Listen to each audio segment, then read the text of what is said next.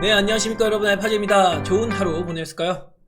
오늘 시장 나름대로 괜찮았죠. 미시장이 어제 눌렸음에도 불구하고 우리 시장이 힘을 내는 모습이었는데, 무엇보다 오랜만에 세력이 조금 개입을 하는 그런 모습을 보였어요. 이번 주 내내 세력이 그냥 미시장이 높이에 따라서 오르면 오르는 포지션 가둬놓고요, 내리면 내리는 포지션 가둬놓고요, 이렇게 재미없는 시장이 열렸는데, 오늘은 나름대로 우리 시장의 흐름을 만들어가는 살짝의 모습이 보였습니다. 그런데도 불구하고 아직은 관망세를 보이고 있어요. 그래서 다음 주에 어떻게 된다 저렇게 된다라는 얘기는 제가 1월 밤 8시에 라이브를 통해서 이야기를 드려볼 수 있도록 하고요. 오늘 같은 경우는 뭐 미시장이 어떻게 되니 다음 주가 어떻게 되니 논할 자리가 아니다. 왜냐면 잭슨홀 미팅이 있기 때문이죠. 오늘 밤 11시입니다. 파월 연준 의장의 연설인데요. 이때 뉘앙스에 따라서 시장의 방향성이 좀 갈릴 거예요. 그런데 중요한 거는 잭슨홀 미팅에서 파월 연준 의장이 말하는 어떤 팩트적인 메시지, 이런 게 중요한 게 아니라 시장에서 파월 연준 의장이 던지는 메시지를 어떻게 해석할 것인가.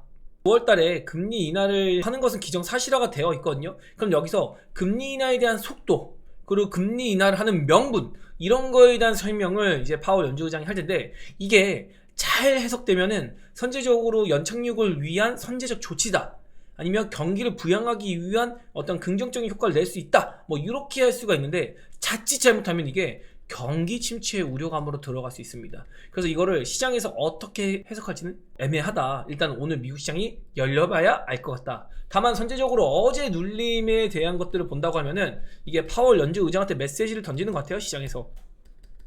아니, 우리가 잭슨홀 때문에 이렇게 무서워가지고 한 1.5% 조정 받았는데, 야, 이거 의장님 우리 좀 메시지 좀 잘 좀 던져주세요. 증시 조금 그렇잖아요. 조금 더 가야 되지 않겠습니까? 라고 뭔가 메시지를 은유적으로 던진 게 아닌가 라는 생각도 들긴 합니다. 그리고 오늘 BOJ 총재의 금리 시장의 동향 뭐 이런 것들 질의응답하는 시간이 있었는데 그냥 무난하게 넘어갔어요. 하원에서는 9시 30분, 그리고 지금 진행이 되고 있는 상태거든요. 제가 녹화하는 시간으로 2시 반부터 상원에서 이제 질의응답 시간인데, 뭐 별다른 얘기는 안 하고 금융시장에 대한 긴장감이 아직 풀리지 않았기 때문에 신중하겠다, 뭐 이런 일본스러운 답변을 한 상황이라는 거. 그리고 금투세가 점점 더 달아오를 것 같아요. 지금 벌써 8월 말이거든요. 근데 제가 얘기 드렸던 게 뭐였죠? 9월 달에 들어서서까지 금투세가 해결이 안 된다?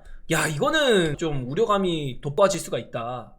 왜 그러냐면은 이게 9월 18일에 우리 추석 때 금리 인하 할 거거든요, FOMC에서. 그러면 이 금리 인하를 하자마자는 시장이 일단 올라주긴 할 것 같아요. 반응은 해줄 것 같은데 9월 말로 들어갈수록, 10월에 가까워질수록 금투세가 해결되지 않는다면 우리 시장은 뭔가 리스크로 작용이 될 것 같다. 글로벌 시장이 가든 말든 우리는 큰손들의 이탈 물량이 빠르면 9월 말, 늦어도 10월 중하순부터 나올 거거든요. 그래서 저도 선제적으로 큰 손들 나가는 거 보면 이미 늦겠구나. 그래서 9월 말이나 혹은 10월 초 정도, 이 정도에는 저도 이제 현금 대응을 조금 하기 시작할 것 같아요. 그러니까 뭐 한 번에 많이 만들고 이런 게 아니라, 뭐 매일매일 차익하는 거 있으면 굳이 매수 안 하고 현금 차익 이러면서 현금 비중을 조금씩 늘려가는 거죠.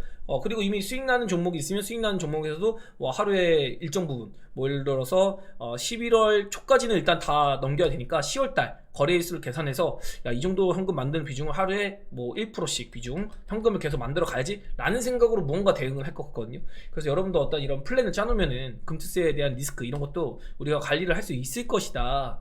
지금 민주당 입장에서 자꾸 뭐 대표님이 코로나 걸렸다라고 하면서 시간이 또 끌렸어요. 그럼 당장 빨라도 8월 말 9월이나 돼야지 초당적인 협의에 들어가지 않겠어요? 그러면은 9월 초에 해결이 이미 안 될 걸로 보이는데 그러면은 결국에는 이거죠. 유예는 할 건데 폭락 맞고 유예해서 시장을 부양하냐, 아니면 선제적으로 조치를 취해서 그대로 상승 랠리를 만들어주는 모멘텀이 될 것이냐, 이거는 이제 정치권에서 해결해줄 일이거든요.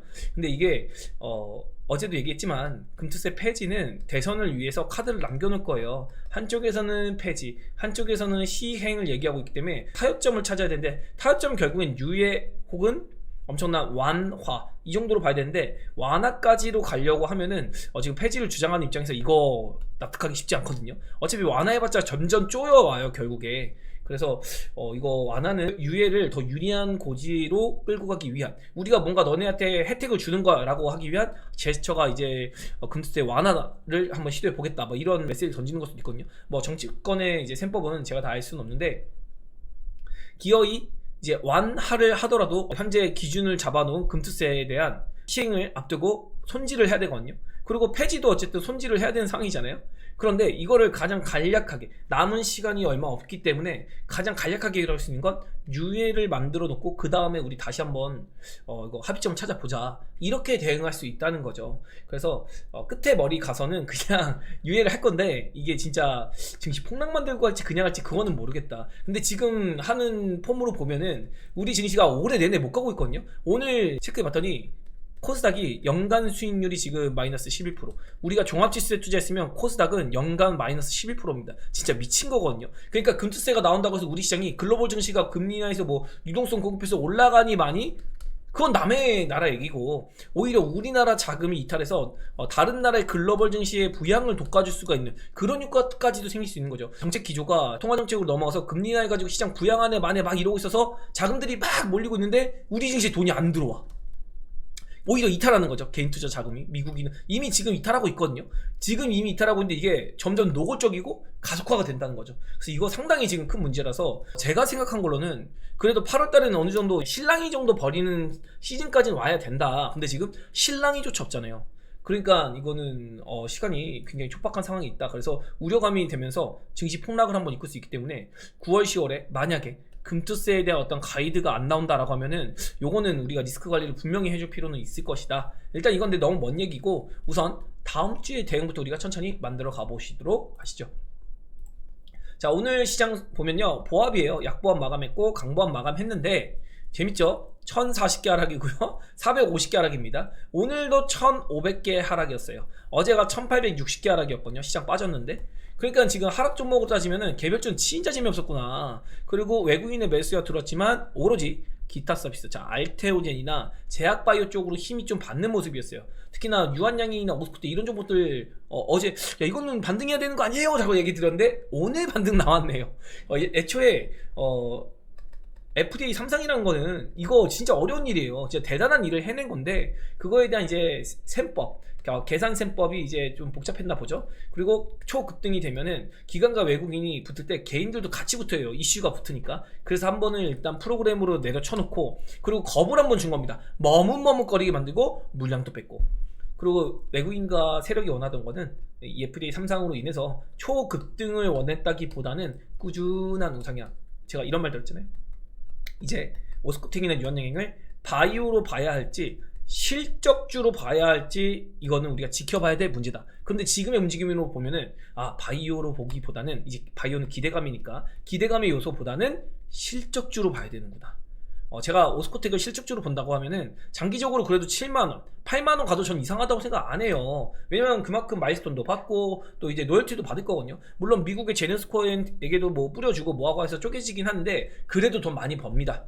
그런 거 가정했을 때 실적주로 가정하더라도 7만원 8만원은 무난히 갈 수준은 된다. 그러나 바이오로서의 기대감, 어떤 폭등된 이런 거를 기대하기엔 좀 다소 무리가 있지 않겠나, 이 정도 얘기 드려보고 싶고요. 반대로 오늘 바이오가 올랐으니까 어제까지 강세를 보였던 2차전지는 힘을 잃을 수밖에 없는 그런 상태로 일어났다. 근데 2차전지도 제가 보기엔 랠리 한 번 더 나옵니다. 여러분 아직 끝난 거 아니다. 그 기준에 대해서도 어제 설명드렸고 잠시 뒤에도 정합화 보면서 설명드려볼게요. 오늘은 세력의 개입이 제가 조금 있다 그랬는데 프로그램이 일단 붙어줬어요. 그리고 여기 부분에서 제가 베타지 분들에게 오늘은 걱정하지 마세요. 이거 밀리면서도 오늘 부러질 생각 없어요. 시장 땡길 겁니다. 외국인이 던질 생각 없고요. 종합지수만 이렇게 빠지고 있는 거예요. 그리고 프로그램도 빼줄 생각 없고 차익에서 물량 들어오고 있잖아요. 걱정하지 마세요 라고 하면서 오후장 편하게 보시라 라고 했는데 오후장까지 강세 만들면서 그래도 어제 미국 시장과 별개로 반등을 만들어주는 시세를 보여줬다. 그래서 오늘은 오랜만에 세력이 조금 만지작 우리 시장을 해주면서 시장 좀 들어올리면서 횡보하게 만들어주는 시세를 확보했다 라고 볼 수 있을 것 같습니다. 그리고 오늘의 브리핑 드리면 뭐 엔비디아 하락하고 기술주 하락하니까 뭐 스노우플레이크의 클라우드 센터 뭐 성장 둔화, 실적은 좋았으나 성장이 둔화될 것이다 어쩌고 저쩌고 얘기 나오고, 실업수당 청구 건수는 예상치 상에서 좋게 나왔는데도 불구하고 빠졌죠. 그러니까 모든 거는 실업수당 청구 건수만 기다렸던 분들이 있을 거예요. 야 오늘 나스닥 괜찮겠지. 근데 막상 열리니까 어떻게 돼요? 세력의 의지로 어떤 명분을 만들어서 찍어 누르고 싶으면 얼마든지 찍어 누른다. 그러니까 우리가 단적으로 지표 같은 거에 너무 목매지 않아도 되는 이유가 이거예요. 세력형들의 마음이라는 거. 뭐 엔비디아도 당장 뭐 숨고르기 나올 구간이기도 하고 잭슨홀 미팅 앞두고 있으니까 한번 우리 좀 잘 봐주세요. 우리 너무 막 투기성 있지 않아요. 이런 메시지를 조금 줬다고 보시면 될 것 같고요. 그리고 지난주에 롱숏 포지션 마감해가지고 이제 박스권 만들면서 뭐하고 있죠? 포지션 구축하고 있잖아요. 더 올릴지 내릴지 그거에 대한 포지션 구축이 이제 일주일간 만들어졌을 것이고 이번 주 포지션 구축 마무리되면 다음 주부터는 이제 움직임이 좀 나을 것 같다. 자, 이렇게 얘기를 드리고 있죠. 그래서 오늘은 막 다음 주에 어떤 방향성 예측하기보다는 대응의 영역으로 다음 주에 어떤 움직임이 나올 때 우리는 어떻게 대할 것인가 이 정도만 생각을 한번 해보면 될 것이다. 이렇게 얘기 드리고 있습니다. 중요한 건 역시나 파월 연준 의장 얘기 아까 드린 대로고 또 잘 부탁드립니다. 세게 얘기하면 우리 발작합니다. 우리 그냥 무너져 버릴 거예요. 이런 반협박성 메시지를 어제 아마 시장에서 던진 게 아닌가. 그리고 2차전지가 대형주 중심으로 반등세를 만들었는데 주식은 선제적으로 반응하기 때문에 주가는 사실 진작에 올라갔어야 했다. 이미 3분기에 실적 터닝이 나올 걸로 보고 있기 때문에 지금 바닥을 기고 있는 것 자체가 조금 늦는 반응이다. 그래서 제가 보는 거는 2분기 중간 2분기 어닝이 나오기 직전부터 이미 2차전지는 돌리는 모습이 나왔어야 되는데 뭐 2차전지 화재니 뭐냐면서 서킷 걸리고 나서도 반등이 약했죠. 그래서 이런 괴리가 아마도 안 보이는 곳에 존재하지 않을까 저 혼자는 그렇게 생각하고 있습니다. 그래서 이게 3분기 실적 가시화가 되거나 수주 모멘텀 이런 것들이 아마 발견이 되면은 지금의 2차전지는 이렇게 가다가 한번 쏠 것 같아요. 한번 쏘고 나서 그 다음에 잠깐 뭐 눌리는 한이 있더라도 그러고 나서 우상향 이렇게 만드는 한번 급등을 만드는 흐름을 2차전지 업종 내에서 만들어주지 않을까. 지금 2차전지가 오늘 하루 눌렸다고 꺾인다 아니면 역시 안되네 이렇게 볼 시선은 아니라는 거죠. 그러나 2차전지 올라갈 때도 계속 얘기 드렸습니다. 지금 시장의 중심 누구라고요? 바이오. 오늘 그런 거 확실하게 보였죠. 여기서도 메시지 드렸습니다. 바이오가 전반적으로 2주가량 쉬어가고 있다. 그래서 금리 관련해서 오늘 어떤 멘트가 나올지 모르지만 그냥 무난무난 뭐 잭슨홀 미팅 무난무난 이슈로 넘어간다고 하면은 예를 들어서 막 금리 인하 하기로 해놓고서 야 우리 금리 인하 안 할 건데 이래버리거나 FOMC 할 때마다 금리 인하 기대하고 있거든요. 그런데 우리 연간 올해는 그냥 0.25bp하고 내년에 조금 인플레에 대한 걸 먼저 잡아야 될 것 같아. 인플레에 대한 걸 너무 다시 강조하거나 이래버리면 고금리가 너무 지속이 오래되거든요. 저금리로 가는 방향이 너무 천천히 돼버리면은 시장은 또 충격이 될 수 있습니다. 특히 바이오가 제일 먼저 충격받을 수 있거든요. 뭐 2차전지라거나 성장주에 속하고 있으니까. 그래서 그런 거 아니라면 정말 너무 세게 있는 거 아니라면은 그냥 무난히 바이오가 다음 주 정도부터는 다시 힘을 받을 시기가 도래되고 있는 것 같다. 그리고 지금 정도의 조정이면 바이오를 컨택하는 게 훨씬 좋은 판단 될 수 있다. 지금 뉴스 같은 거 찾아보면 전부 다 2차전지 반등이 진짜일까요? 아닐까요? 2차전지 이제 봐야 되나요? 누구는 또 아직은 볼 때 아닙니다. 막 의견 내고 있잖아요. 2차전지 의견 낼 때가 아니야. 바이오 조정받았잖아요. 그럼 바이오 보고 있어야죠. 바이오 살 생각해야죠 지금. 그런데 제가 오늘은 손을 안 썼어요. 저희도 현금 조금 맞는 거 있었어요. 그런데 오늘은 안 샀습니다. 왜? 일단 찍어 먹어봐야 돼요. 오늘 밤에 어떤 얘기가 나온지 찍어 먹어보고 월요일에 대응해도 충분히 늦지 않는다. 그런 생각으로 오늘은 바이오 준비는 했습니다. 모든 매수 부분에 종목 올려놓고 준비는 했지만 아직 대응까지는 안 했다. 그런데 뭐 오늘의 수급으로 보면은 뭐 바이오 일단 좋아질 것 같긴 합니다. 당장 봤을 때는. 자, 그리고 바이오든 2차전지든 반도체든 그 어떤 종목도 시장이 먼저다. 그래서 제가 방금 이야기 드렸잖아요. 현금 안 썼다. 일단 지금 시장을 먼저 확인해야 된다. 그리고 미국에서 보라 시그널이 기술적 지표로 잡히고 있다고 어제 이야기 드렸죠. 어제 브리핑 보면은 이거 어제 미국 시장 누가 빠질 거라고 생각했을까요 과연? 여기 제가 기억이 나는데 이 부분이죠. 기술적 지표에서 보라 시그널이 그제 이어서 다시 나타났다. 그래서 이거 잠재적으로 조정 나올 때 꽤나 낙폭이 생길 수 있는 부분이 우려된다. 어제 선물만 보더라도 또 시장의 분위기만 보더라도 누가 시장 빠질 거라고 생각했을까? 그런데 시장은 어떻죠? 빠졌잖아요. 보라 시그널 나오니까 빠진 겁니다 여러분.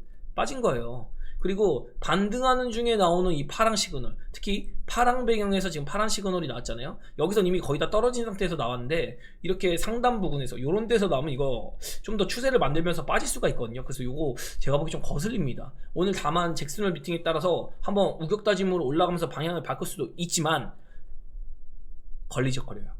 저 걸리적거리는 흐름을 깨려면 이거 신고가 넘어가야 됩니다. 18,000포인트를 뚫어주는 그런 상승세 나오면 괜찮아요. 그럼 보라 시그널까지 먹고 넘어가는 거거든요. 근데 그게 아니라 흐지부지 오늘 이걸 못 넘긴다. 그러면 다음 주에 잭슨홀 미팅은 그냥 끝난 이벤트고 엔비디아 실적에 대한 우려감? 지금 기대감으로 지금 엔비디아 막 오르긴 했었거든요. 그 기대감이 이제 뭔가 우려감으로 돌아설 수 있는 거죠. 예를 들자면 지금 시장에서 많이 안 다루는 내용 중에 뭐가 있냐면 프랑스라고 하겠습니다. 프랑스에서 엔비디아 반독점 제재를 하려고 하고 있습니다. 그래서 이거 독점하고 있어서 소송 걸려고 하거든요. 그러면 엔비디아는 매출의 10% 정도를 이거 뱉어내야 돼요. 이렇게 되면은 엔비디아의 이익단이 확 줄어들거든요. 지금 엔비디아가 영업이 거의 60%에 육박하고 있기 때문에 이거 반독점법에 걸립니다. 그래서 EU나 뭐 아니면 미국에서도 지금 이런 거 자꾸 견제하고 있거든요. 그래서 요거 아마 트리거가 될 수 있어요. 다음 주에. 엔비디아가 눌리면은 당연히 충격 받을 수밖에 없겠죠. 시장 자체가. 왜냐면 엔비디아가 시장의 컨트롤 타워니까. 물론 이거는 그냥 다음 주 제가 예측하지 말자고 하는데 그냥 혹시 모를 부정적 요인을 먼저 생각을 해 놓는 겁니다. 긍정적 요인이라고 하면 역시나 금리나 기대감이 부각이 될 수 있다라고 볼 수도 있는 거니까요. 일단은 근데 결론적으로 본다고 하면은 8월달은 시장으로 봤을 때는 뭐 오를 자리가 여전히 제한적인 건 맞아요. 잭슨홀 미팅이 아무리 뭐 좋은 효과 내고 뭐 긍정적 메시지 낸다고 해도 엄청나게 또 시장 거품 끼기는 안 할 거거든요. 그래서 8월달까지는 2740포인트 이 구간을 쉽게 넘어설까? 거기에서는 저는 답을 못 드리겠다. 그래서 8월 초에는 이거 시장 빠져도 올라올 것이고 또 올라가도 다시 내려올 것이다. 그러면서 어느 정도 박스권에 갇힌 움직임이 보일 거다라고 7월 말부터 계속 얘기 드리고 있고요. 지금은 수급을 정리하는 시간이 필요하다. 그리고 금리 인하에 대한 스탠스가 확실히 정리되고 우리 시장은 별도로 금투스의 이슈도 있기 때문에 확인할 부분이 매우 많다. 일단은 9월 달에는 이제 이벤트가 많아요. 금리 인하 되면 일단 시장에는 뭐 우호적인 효과가 당연히 나올 수 있겠죠. 선제적으로 많이 빠졌으니까 금리 인하 시작되면 실제로 뭐 괜찮은 흐름 나올 거라고 저는 기대하고 싶습니다. 그러나 금투세가 발목 잡을 가능성 매우 높다. 그래서 우리 증시가 폭락하고 유예되냐 선제적으로 유예되냐의 차이다. 유예는 결국 나올 것이다. 어쩔 수 없습니다. 이건 피할 수 없는 길이에요. 만약에 흐지부지해서 금투세 시행된다? 그럼 더 별로입니다. 25년에 더 안 좋은 거예요. 연말 내내 남들 갈 때 우린 또 못 가요. 진짜 미쳐버릴 노릇이거든요. 그래서 아까 얘기한 대로 9월달이 되고 10월달이 가까워질수록 저는 현금 비중을 점차 키워나가지 않을까 미리 노란불 켜드린다. 지금 여기서 질문 주신 분들인데 현금 비중이란 말씀은 9월 10월도 떨어진다고 보시는지요? 이게 아니죠. 예측을 할 필요가 없는 거예요. 지금은요. 예측 의미 없습니다. 대응이라니까요. 저도 당장 다음 주 어떻게 될지 모르니까 전 준비만 하잖아요. 그런 차원에서 지금 만든 현금은요 어떤 변수에 대한 리스크 관리, 뭐 보라 시그널도 떠 있고 잭슨홀에서는 제가 보기 이건 큰 악재가 된다? 이건 잘 모르겠어요. 이건 잘 모르겠다. 뭐 이 정도로 보고 있는데 퀀트 분석이나 아니면은 이번에 반등할 때 구도 이런 걸 봤을 때는 한번 찍어 누르고 그 다음에 갈 가능성이 조금 있어서 그런 거에 대한 리스크 관리 차원이고 9월 10월에 얘기하는 거는 그거 별도의 문제입니다. 지금의 흐름 8월달의 흐름과는 별도의 문제로 떨어진다 이런 개념이 아니라요. 금투세가 만약에 흐지부지 정리가 안 된다면 그때는 현금을 천천히 만들어야 된다. 언제? 9월 말부터. 이거 제가 보기에는 빠르면 9월 말이고요. 좀 적당히 그냥 예를 들어서 삼성바이오 제가 예시 한번 들어볼게요. 대주주 양도세 있잖아요. 요거 해결이 나중에 됐었잖아요. 근데 이미 강남 압구정동 증권사 PB들에게 어떠한 요청이 있었냐면은 10월달부터 요청이 있었습니다. 이거 현금화 좀 해달라고. 왜냐면 양도세 맞으니까. 그래서 천천히 팔아야 되거든요. 큰 손들의 물량은 생각보다 커요. 그런 걸 따졌을 때 보통 10월 중순에서 말쯤부터 엑시트가 나올 수 있어요. 큰 손들에. 그러면 우리는 이거 보고 하면 이미 시장은 폭락하고 있거든요. 이 큰 손들이 나갈 때는 외국인과 기관이 이미 던지고 있습니다. 그리고 마침 9월 중순에 금리 인하를 할 거기 때문에 시장은 올라가고 있을 거예요. 그러면서 던지기가 좋은 환경입니다. 왜? 금리 인하하면은 개인들이 붙어줄 때 이거 물량 던지기 진짜 좋거든요. 그래서 저 같은 경우도 9월 말부터 미리 선제적으로 대응해서 아마 10월 말까지 플랜을 짜서 웬만하면 현금 좀 많이 만들지 않을까. 제가 보는 거는 10월 중순 정도면은 늦어요. 10월 중순 정도까지 금투세 만약에 지금 상태다 폭락 나옵니다. 그래서 금투세는 어떠한 가닥이라도 보여줘야 돼. 그냥 지금 민주당끼리 자꾸 치고받고 얘기하는 게 아니라 국민의힘과 그리고 민주당 그리고 정부까지 나서서 삼각구도로 가능성? 이런 거라도 보여줘야지 증시를 발목 잡을 수 있거든요. 근데 가능성조차 보여주지 않고 무조건 시행한다. 완화로 간다. 그래버리면 이미 시장 빠지고 있을 겁니다. 그리고 나서 시장이 개박살나고 그때서야 유예를 하겠죠. 왜? 명분이 되니까요. 이대로면은 큰 손들 진짜 떠나는 게 확인이 되고 우리 증시 진짜 이거 세수 조금 거덜나다가 지금 추산적으로는 거칠게 보는 사람들이 한 5, 600조가 나갈 거라고 예상하고 있거든요. 근데 제가 보는 건 5, 600조는 좀 아닌 것 같고요. 제가 보는 거는 한 200조 정도는 우리 시장에서 이탈하지 않을까. 진짜 이거 가능성이 있거든요. 그래서 이거 상당히 좀 큰 리스크가 점차 될 수 있다는 거. 이제 금투세 시행 기정사실한다 막 이러는 분들도 있는데 저는 기정사실화를 하고 싶지 않네요. 리스크 관리를 해야 될 것 같습니다. 그리고 베타저분들에게 얘기 드렸는데 어제 코스피 괜찮은데 코스닥이 나름대로 1.5% 받았다가 0.8% 마이너스 마감했거든요. 그제도 그랬어요. 그래서 코스닥의 상태가 안 좋았습니다. 어제 미시장이 밀려서 시작했는데 이거 제가 장 전에 8시 40분에 올려드렸거든요.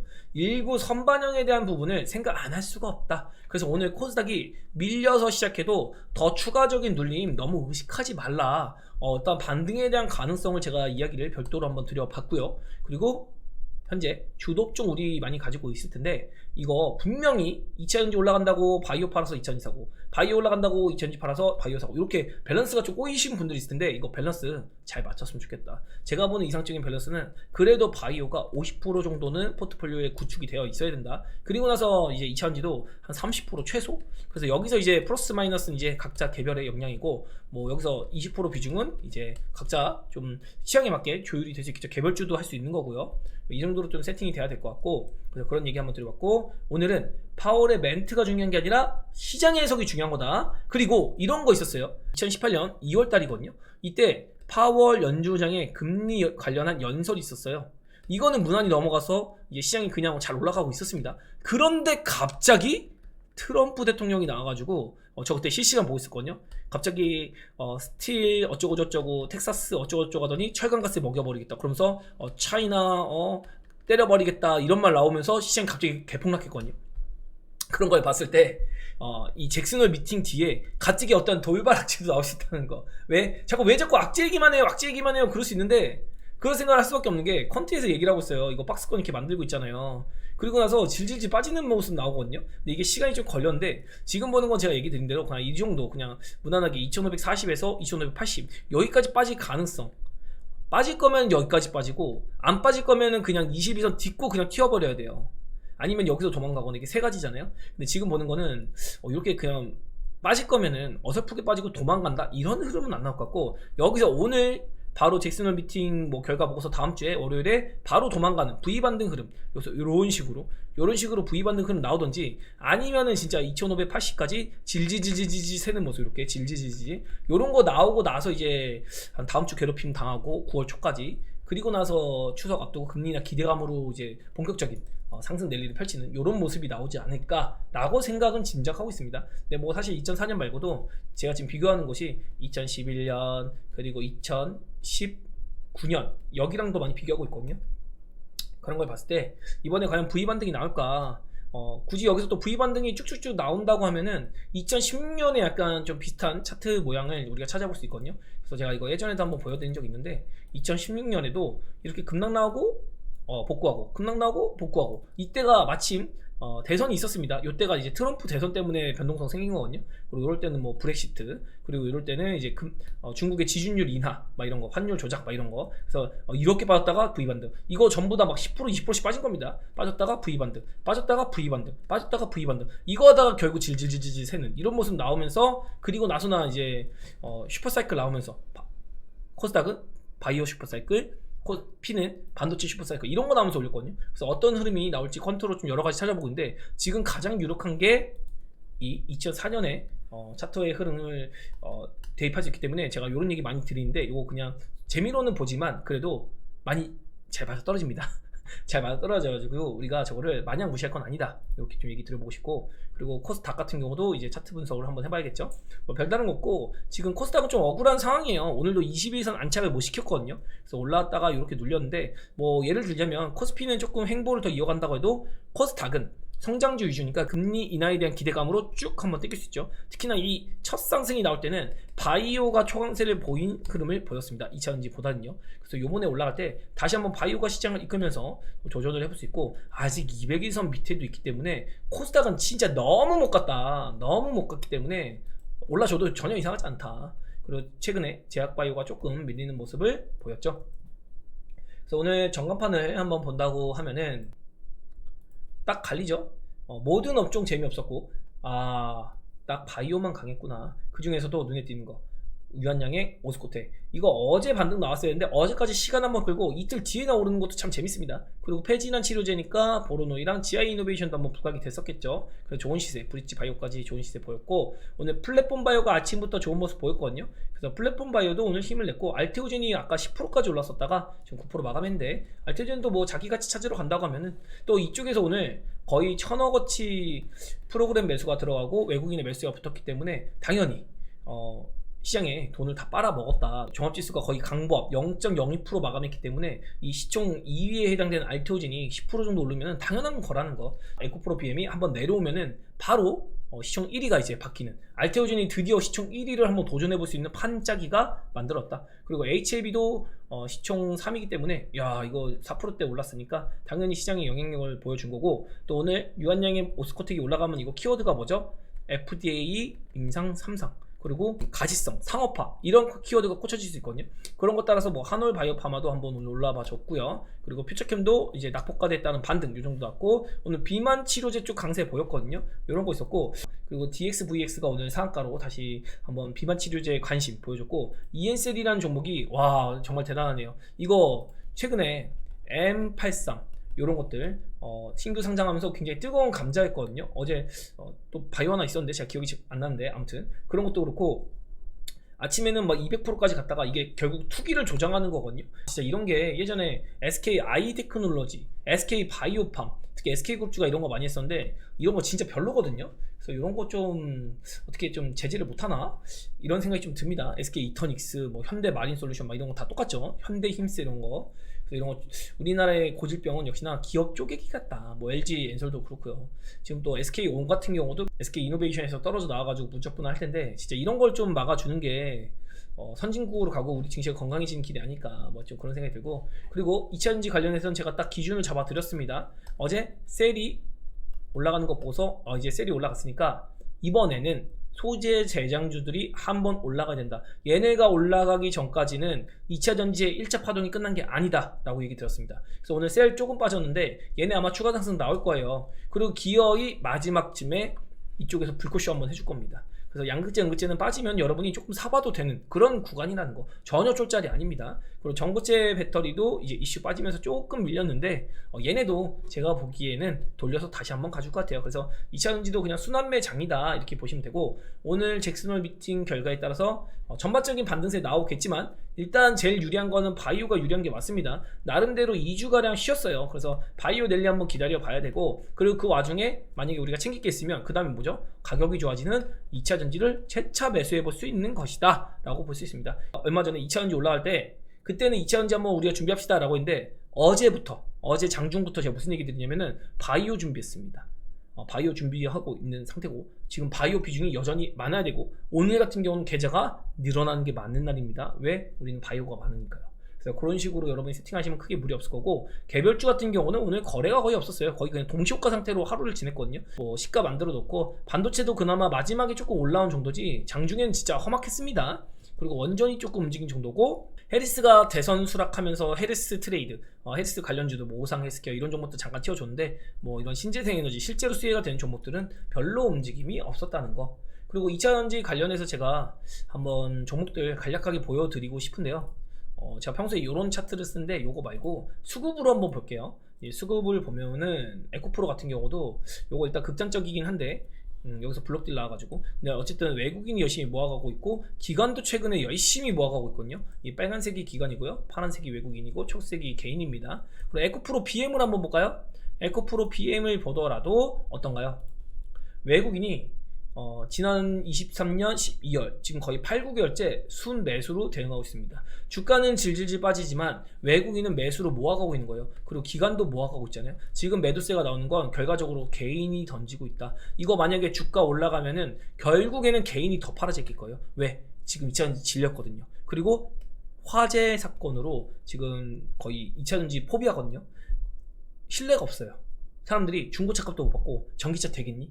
야, 이제는 제 전기차 비관적인 것만 보는 거죠. 그리고 비로소 나중에 전기차가 막 글로벌 증시에서 잘 나가고 막 이제 시세가 나고 그러면서 실적이 나오고 전기차 뭐 정책 좀 좋은 거 나오고 이러면 그런 거 막 부각시키면서 리튬 가격 조금 튄다 이러면서 그럼 이미 주가는 튀어 있는 거거든요. 그래서 그런 거에 반응하기 전에 이렇게 공포에 빠졌을 때 사서 정말 모두가 좋다고 할 때 지난 23년 7월 얼마나 분위기 좋았습니까? 에코프로 더 간다, 뭐 1000만원 간다, 100만원 간다, 뭐 별의별 얘기 다 있었잖아요. 이럴 때는 매도를 생각해야 되는 거예요. 남들이 다 좋다고 할 때 말이죠.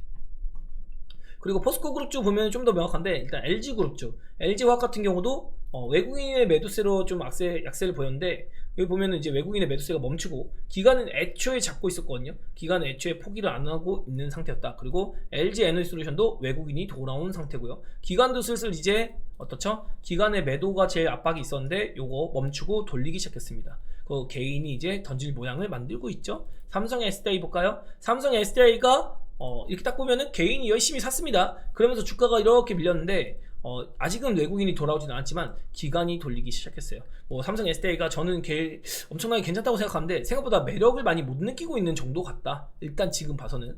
그리고 포스코홀딩스 같은 경우는 외국인 기관이 진짜 열심히 사고 있죠. 이게 지난 2024년 11월부터인데 주가 고점 찍고 내려 찍을 때 오히려 기관과 외국인은 계속 모으고 있었다. 물론 중간에 시세를 내려치기 위해서 매도했다 샀다 팔았다 이런 것도 있었지만 결과적으로 보면은 외국인 기관은 2차전지를 모으고 있는 중이다. 이렇게 보시면 되겠죠. 이거 포스코 퓨처엠도 마찬가지잖아요. 그래서 에코프로 BM도 마찬가지고 엔캠도 마찬가지입니다. 엔캠은 근데 기관이 단 한 번도 사준 적이 없어요. 엔캠이 올라가려면은 기관이 좀 잡아줘야 될 것 같아요. 근데 지금 실적이 좀 애매하고 무엇보다 제가 보기에는 엔캠이 재무 상태가 조금 걸리는 것들이 있어요.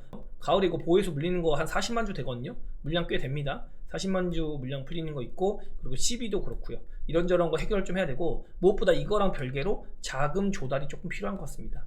그래서 이런 것들 조금 해결이 되면은 그 다음에는 진짜 실적주로 더 모멘텀을 받게 되지 않을까. 이미 지금도 좋기는 한데, 그래서 그런 것들 한번 얘기 들어보면서 2차전지 간략 종목들 브리핑 한번 보여드렸고, 그리고 알테오젠 같은 경우도 뭐 엄청 좋죠. 알테오젠은 뭐 그냥 대단합니다. 지금 개인들은 이제 이만큼 올랐으니까 슬슬 차익 이제 나오게 하는 거죠. 그리고 이제 기관과 외국인은 계속 사요.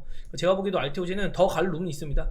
제가 보는 계산했을 때는 45만원 여기까지도 이제 열어놔야 되지 않을까. 리가캠이나 ABL 저도 좋은 건 알거든요. 근데 이게 아마 알테오젠의 낙수 효과도 조금 있는 게 아닌가. 그리고 기관이 밀어붙이는 게 조금 있거든요. 근데 기관은요 어느 순간 변심을 해요. 그래서 기관이 이렇게 열심히 올려주는 종목은 조금 의심이 필요하다. 뭐 이 정도 얘기 드리고 보고 싶네요. 그래서 이거 리가캠이나 ABL 바이오 자체는 너무 좋은데 요거에 대한 가격 이런 거 조금 생각해 보셔야 된다.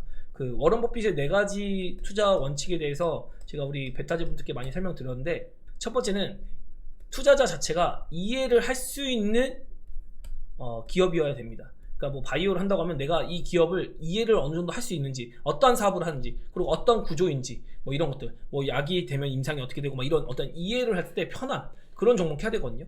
그리고 두 번째는 해자가 있는지. 해자라고 하는 게 예전 시대에 성이 이렇게 있잖아요.